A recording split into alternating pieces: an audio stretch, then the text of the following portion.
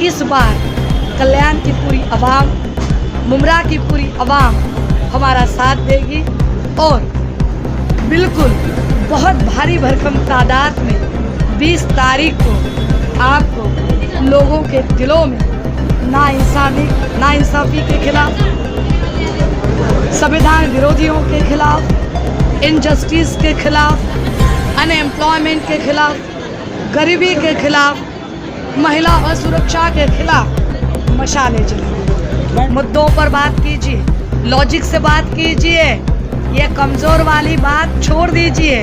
वो ज़माना चला गया और चूड़ियों की खनक सिर्फ और सिर्फ किचन में नहीं खनकती है। चूड़ियों की खनक जब पार्लियामेंट में खनकती है ना, तो भलों का तख्त हिल जाता है।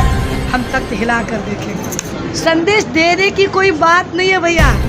सुषमा अंधारे कल्याण में कल से यहाँ पर डट के खड़ी है। यही अपने आप में बहुत बड़ा मैसेज है उन सारे विरोधियों के लिए। कई लोग तो शायद रात में सोए भी नहीं होंगे, अरे यार क्या बात कर रही है और क्या नहीं। सो मेरा यहाँ रहना यही अपने आप में बहुत बड़ा मैसेज है।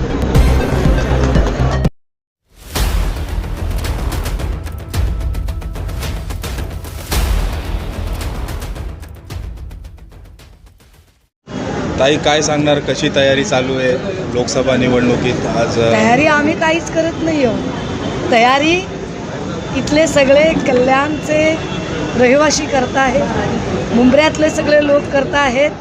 आम्ही फक्त त्यांनी जे सांगितलं त्या मार्गदर्शनानुसार भेटीगाठी घेतो आहोत. मला आनंद आहे की ही निवडणूक ज्या पद्धतीने लोकांनी आपल्या हातात घेतलेली आहे आणि लोकांना बदल हवा आहे, हे आश्वासक आणि आशादायी चित्र आहे. मॅडम, तुमची चर्चा या लोकसभा निवडणुकीत पहिले होत होती, मग नंतरला दरेकरांजींना आता संधी भेटली आहे, काय सांगाल याच्यावर? हे बघा, मी अगदी डे 1ला ट्विट करून सांगितलंय, लोकसभाच काय मी विधानसभेच्याही रिंगणात असणार नाही आहे.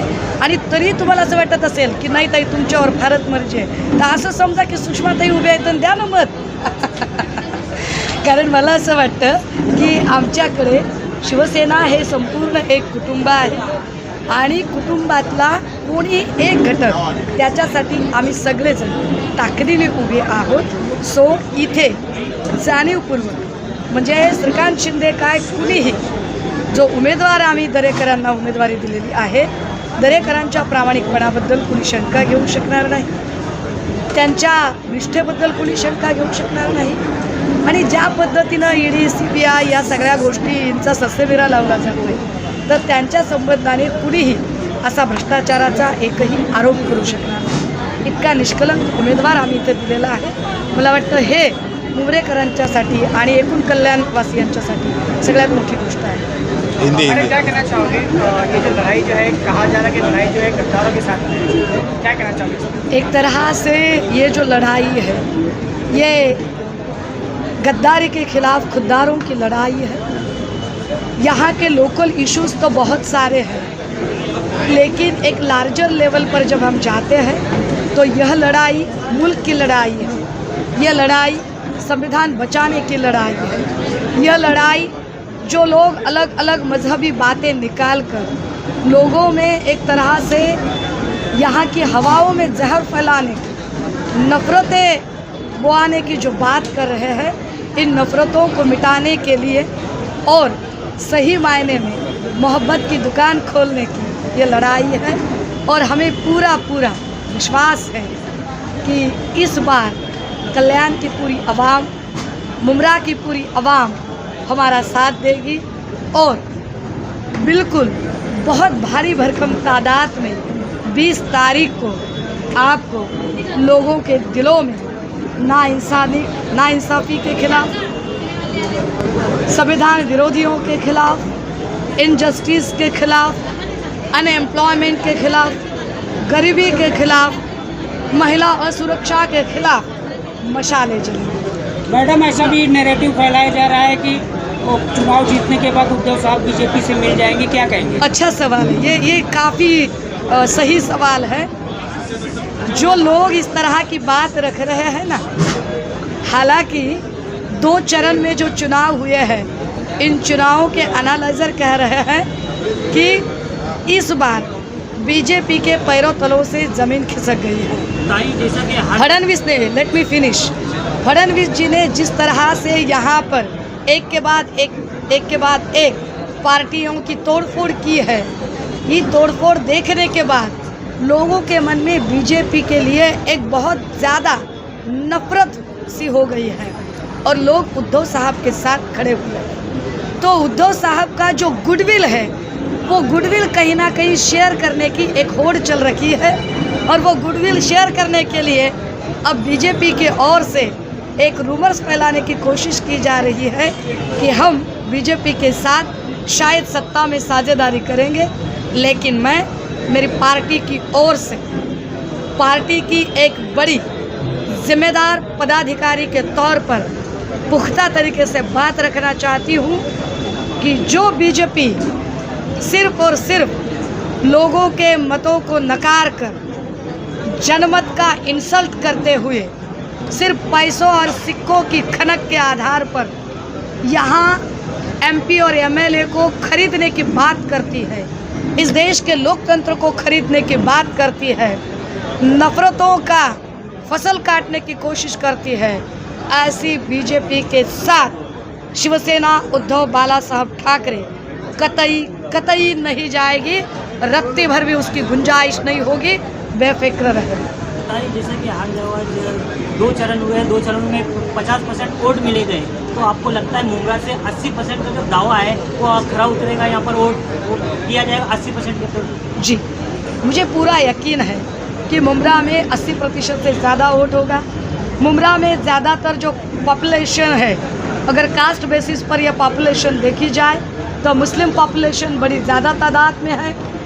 इस मीटिंग के पहले हम उलेमा कमेटी के सारे पदाधिकारियों से मिले, उनसे बात की, उनसे हर एक मुद्दे पर बड़ी संजीदगी से, बड़ी बारीकी से चर्चा की और उसके बाद जितने भी मुद्दे उन्होंने रखे उन पर उसे कैसे दुरुस्त किया जाए, उसमें और क्या बेहतर तरीके से काम किया जाए, इस पर भी हम सोच विचार कर रहे हैं।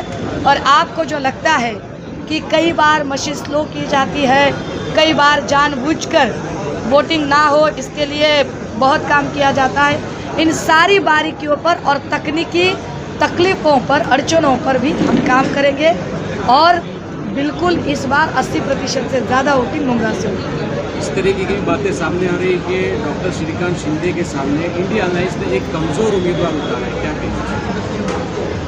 मुझे लगता है कि ये एक तरह से हमारी संपूर्ण जो हमारी जो नारी शक्ति है उसकी ये तौहीन है। क्यों आपको ऐसे कमज़ोर लगता है? वो औरत है इसलिए कमज़ोर लगती है या वो मिडिल क्लास है इसलिए आपको कमज़ोर लगती है?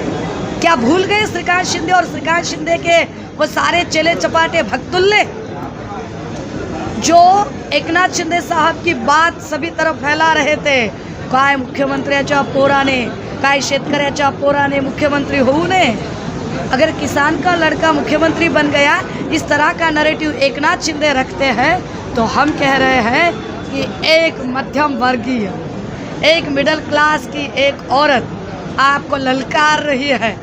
मुद्दों पर बात कीजिए, लॉजिक से बात कीजिए, ये कमज़ोर वाली बात छोड़ दीजिए। वो ज़माना चला गया और चूड़ियों की खनक सिर्फ और सिर्फ किचन में नहीं खनकती है, चूड़ियों की खनक जब पार्लियामेंट में खनकती है ना तो भलो का तख्त हिल जाता है। हम तख्त हिला कर देखेंगे। सारी जिस तरह आपका वक्तव्य बताया गया है, जिस तरह आप धारते हो विरोधियों पे हो, तो विरोधियों पे धारते हुए किस तरह का उनको संदेश दिया जाए? नहीं, देखिए, संदेश देने की कोई बात नहीं है भैया। सुषमा अंधारे कल्याण में कल से यहाँ पर डट के खड़ी है, यही अपने आप में बहुत बड़ा मैसेज है उन सारे विरोधियों के लिए। कई लोग तो शायद रात में सोए भी नहीं होंगे, अरे यार क्या बात कर रही है और क्या नहीं। सो मेरा यहाँ रहना यही अपने आप में बहुत बड़ा मैसेज है। मैडम क्या विचारधारा क्या है? काम के ऊपर लड़ा जा रहा है। विचारधारा तो है कि डेमोक्रेसी बचानी है, संविधान बचाना है, क्योंकि आजकल जो ये लोग बोल रहे हैं ये संविधान के खिलाफ बोल रहे हैं और संविधान के साथ में जो लोग हैं वो अलायंस बना के एक साथ डटे खड़े रहे और हम लोग उनसे झगड़ के ये संविधान बचाएंगे। और इसी ऊपर हम लोग बोल रहे हैं कि संविधान बचाते बचाते देश को बचाना है, देश बचाते देश को विकसित करना है, डेवलपमेंट करना है देश की। मैडम, आपके हिसाब से मुंब्रा में क्या क्या काम हुआ है और क्या क्या काम होना बाकी है, इसका रिसर्च किया? नहीं, रिसर्च तो ऐसे कुछ हुआ नहीं मेरा मुंब्रा के ऊपर, लेकिन अभी लोगों से मिल रही हूँ तो पता चल रहा है अस्पताल का मुद्दा है, यहाँ के ट्रैफिक का मुद्दा है, यहाँ के लाइट का मुद्दा है, यानी टोरेंट की जो यहाँ पे बिजली का सप्लाई होता है उनका मुद्दा है। लोगों के छोटे छोटे यानी जो रोज़मर्रा के जीवन जो कर रहे हैं लोग कैसे जहाँ पे जीते हैं, कॉलेजेस का तो मुद्दा एक बड़ा मुद्दा है। अदरवाइज वो तो सोचते थे मुंब्रा में लोग ही नहीं है, तो ये लोग हैं, भारत के लोग हैं, भारत में रहने वाले लोग हैं, इनका भी खुद का कुछ वजूद है, ये देखना है, इनकी खुद की पहचान है वो देनी है, और ये शिवसेना की मशाल है वो दे के रहेगी। मैम, जिस तरह आपके सामने कैंडिडेट खड़ा है तो आप उसको विरोधी मानते हैं या आप कमज़ोर मानते हैं उनको? क्या आप वो आपको कमज़ोर बोलते हैं तो आपको लगता है कि आपके सामने जो कैंडिडेट है वो कमज़ोर है या मजबूत है आपके सामने? देखिए, जैसे उनकी सोच, अभी भी ताई ने बताया ना कि वो औरतों को कमज़ोर समझते हैं, लेकिन मैं एक बात बताना चाहती हूँ, अभी हम लोग सब मुंब्रा में खड़े हैं, मुंब्रा के बारे में कितना जानती हूँ मैं या नहीं जानती हूँ ये बात नहीं है, लेकिन एक औरत जब शादी करके उस घर में जाती है, वो घर वालों को ज़्यादा जानती नहीं है, फिर भी वो घर को संभालती है, घर को समेट के रखती है। वैसे ही एक औरत जब कल्याण मतदार संघ में खड़ी है, मैं यहाँ पे खड़ी हूँ, तो मुझे पता है कि मुझे कैसे समेटना है मेरा घर, मेरा मतदार संघ कैसे समेटना है, मुझे पता है मुझे क्या करना चाहिए। जब मेरे मतदार संघ पे कोई आएगा, मेरे सामने खड़ा रहेगा, तो औरत जब खड़ी रहती है, वो बोलते हैं ना साड़ी पहन के पदर जेटून उभी रहते हैं, वैसे ही मैं बांध के खड़ी हूँ यहाँ पे, जो भी सामने आएगा उसकी पहले मैं सामने खड़ी रहूँगी। मैडम, विरोधकों से ऐसा मतलब फैलाया जा रहा है कि आप फॉर्म रिटर्न लेने वाले थे। अभी आज का दिन है, कितने बज गए हैं? 2:45। मैं यहीं पे हूँ, रिटर्न तो नहीं ले रही हूँ। वैशाल दरेकर किसी से डरती नहीं है, रिटर्न लेने वाली नहीं, यहाँ पे खड़ी हूँ। ये देखिए, ये बांटे जा रहे हैं, बांट रहे हैं ना, ये बांटे जा रहे हैं। कौन उम्मीदवार है? पीछे लेने का तो सवाल ही पैदा नहीं होता है। वो डर रहे इसलिए ये अफवाहें फैला रहे हैं। इस अफवाह पे विश्वास मत करो। इस बार प्रत्याशी मैं हूँ, चुन के सांसद भी मैं ही जाने वाली हूँ। पिछले मुंब्रा से कितना समर्थन आपको मिल रहा है? मुंब्रा से पूरा समर्थन है। यहाँ पे मुंब्रा में जो वोटिंग होने वाली है 80-90% वोटिंग होने वाली है, और सब मशाल पे जाने वाली है, क्योंकि मेरी ये जो बहनें हैं ना, इनको भी परिवर्तन चाहिए, चेंज चाहिए, और इनको ये मिल के रहेगा। पिछले 10 सालों में ऐसा भी कहा गया है कि इस बार जो लोग वोट देंगे तो विकास को देख के वोट देंगे, उस पर क्या कहेंगे? वो तो देने ही वाले ना। अभी आप देखिए, उन्होंने होर्डिंग लगाए, मुंब्रा में मुझे होर्डिंग दिखाई नहीं दिया, शायद उन्होंने ऑप्शन में डाल दिया, मैंने बोला ना, उन्होंने देखा ही नहीं है। बाकी सब जगह पे उन्होंने होर्डिंग लगाए। होर्डिंग पे क्या लगाया, क्या क्या हुआ वो नहीं लगाया। ये होने वाला है, ये करने वाला है। आपको मैं बताना चाहती हूँ, आपको भी बताना चाहती हूँ, अभी 2-3 दिन से क्या चल रहा है इनका, मेट्रो लाने वाले, उन्होंने बताया ना, होर्डिंग में बताया मेट्रो लाने वाले। उन्होंने क्या, जो कल्याणशील रोड है वहाँ पे बीच में उन्होंने मेट्रो का काम चल रहा है करके ये बैरिकेड्स लगाए, दिखाने के लिए लोगों को, और गड्ढे खोद रहे हैं। क्यों खोद रहे हैं? दिखाने के लिए कि मेट्रो का काम चल। अब तक कुछ हुआ नहीं है, लेकिन दिखावा ज़्यादा है, तो वो होर्डिंग लगाए। क्यों? जो काम हुए नहीं है आज तक, उनके होर्डिंग लगाए, यानी ग्राउंड पे 0 है, लेकिन वहाँ पे हीरो बन रहे।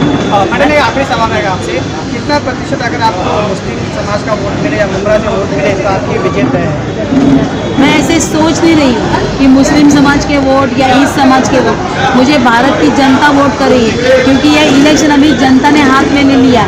यहाँ पे मुस्लिम, हिंदू, सिख, ईसाई ऐसे कुछ नहीं, हम लोग देख रहे हैं कि सब लोग हैं ना, वो सब साथ में होके वोट करने वाले हैं। यानी मैं ऐसे नहीं सोचूंगी कि मुस्लिमों ने मुझे वोट किया या हिंदू ने नहीं किया या सिख ने किया या क्रिश्चियन ने किया, ऐसे नहीं सोचूंगी।